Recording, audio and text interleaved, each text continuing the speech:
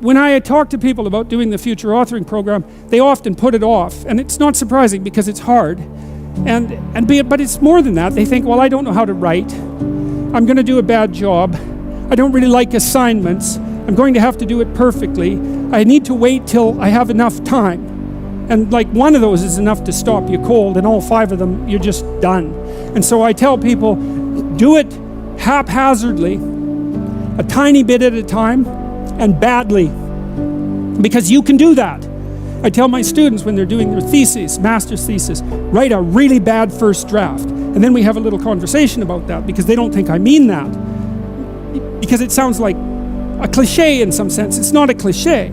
It's not a cliche at all. It means you're a terrible writer. But if someone put a gun to your head and said, you have to have your 100-page thesis done by next Monday, or I'll shoot you, but I don't care how terrible it is, you would sit down and write it. And the thing is, then you have it, right? Then you have something, and then you can fix it. You can iterate and fix it. That bad first draft, that's the most valuable thing. And so that's what you need. You need a bad first draft of yourself. And there's an idea that Jung developed about the trickster and the jester, the comedian, right? That the trickster is the precursor to the savior.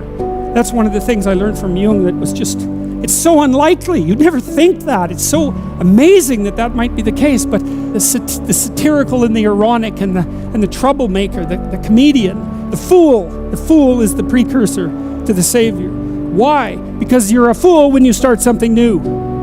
And so if you're not willing to be a fool, then you'll never start anything new. And if you never start anything new, then you won't develop. And so the willingness to be a fool is the precursor to transformation. And that's the same as humility. And so if you're going to write your destiny, you can do a bad first job. You're going to get smarter as you move forward. That's the thing, is that, so something beckons to you. That's what happens here. Maybe the star that Geppetto wished on was the wrong damn star, but at least it was a star, right? At least it was in the sky. At least it moved him forward. And so you say in your life, well, something grips you and fills you with interest. And you think, well, should I do that? And the answer is, if not that, then something. What if it's a mistake? It's a mistake. Rest assured. What do you know? You're going to stumble around, right? And what's going to happen is this. You're going to not stay in stasis. You're not going to wander around in circles. And I see people like that. They said, well, I never knew what to do, and now I'm 40. It's like, that's not so good. That's not so good. And you might say, well, and there is a literature too that suggests that people are a lot more unhappy when they look back on their lives about the things they didn't do than they are about the mistakes they made while they were doing things. And so that's really worth thinking about too, because there's redemptive mistakes. And a redemptive mistake would be a mistake that you make when you go out and try to do something. You know, you think, okay, I'm going to try to do this. And you're not good at it. You make a bunch of mistakes. It's like, well, what's the consequence if you pay attention? Is you're not quite so stupid anymore. That's the thing, is you've been informed by the results of your errors. And so what happens is you follow the beacon, you follow the light. And you're blind, so you don't know where the light is. It's dimly apprehended only, and you're afraid to follow it. But you decide to take some stumbling steps towards it. And as you take stumbling steps towards it, you become illuminated and enlightened and informed because of the nature of your experience, because you're pushing yourself beyond where you are, and you're going into the country that you have not yet been in, and you learn something. And so what happens then is the star moves. You move 10 feet towards it and you think, no, that's not right. I didn't get it right. It isn't there, it's actually there. And so then you see it somewhere else and you shift yourself slightly and you move forward. And that's what happens, is that you continue as you change. The thing that guides you forward moves, right? It's like God in the desert in Egypt, the pillar of light that you're following. It's moving. It's not a permanent thing. You move towards it, it moves away. It guides you forward. And so you say, well, is what I'm aiming at paradise itself? And the answer to that is no, because what do you know? You couldn't see paradise if it was right in front of you, but you might get a glimmer of it. And so you move towards it and you grow. And then the next time you open your eyes, you see a little bit more clearly.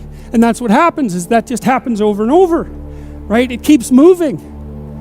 And so you move like this. But the thing that's so cool is that all those zigs and zags, you say, and each of those zags and zigs is a catastrophe.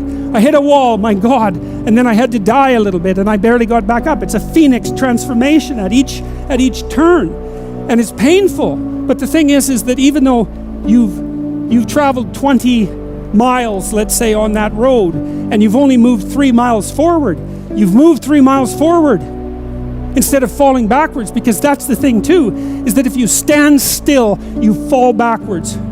You cannot stand still, because the world moves away from you if you stand still. And there's no stasis, there's only backwards. And so if you're not moving forwards, then you're moving backwards. And that's more of the underlying truth of the Matthew principle. To those who have everything, more will be given. From those who have nothing, everything will be taken. It's a warning. Do not stay in one place. Well, as you zig and zag, maybe the